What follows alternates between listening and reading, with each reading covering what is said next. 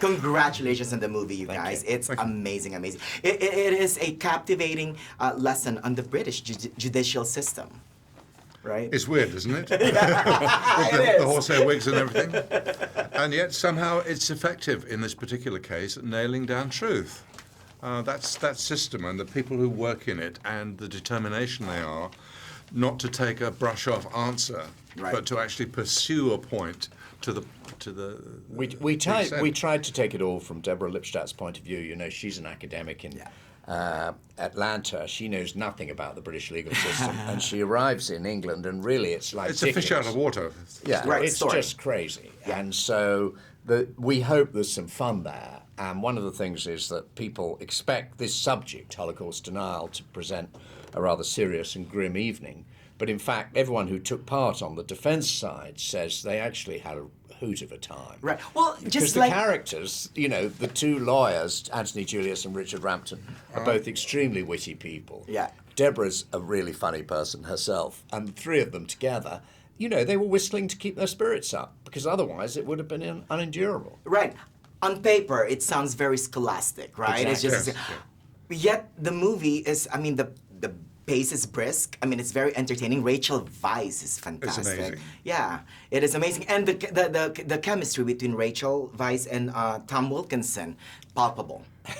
Right? I mean, well, you Yes. need that. You need that. It's an odd couple relation. I mean, it's two things about the movie. There's a fish out of water in terms of conventional tropes in Hollywood movies. Right, right.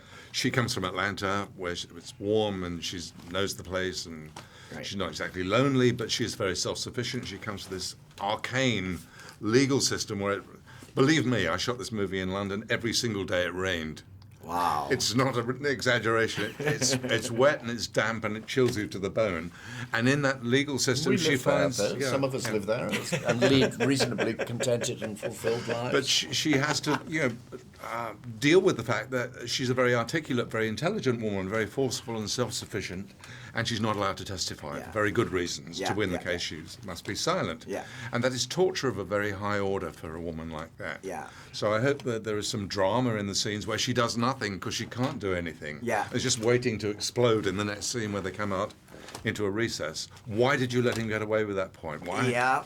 You know, I suspect that, when you were writing it and when you were directing it, there's not a whole lot of dramatic twists that you guys have to add because the story in itself is full of drama. It's absolutely true. And, there was an absolutely terrible moment, 7/8 of the way through the whole thing, where it appeared that, from what the judge was saying, he definitely did give the impression in the court that day that he was going to side with Irving. And it sort of scared the defense because it had been sailing along and everything had been great. Yeah. And then one day the judge said some things that made everybody think, my God, we have totally misinterpreted what's been going And on in all this those courtroom. little- And that fear is Yes. all real. I didn't have to trump it up. I didn't have to fake it.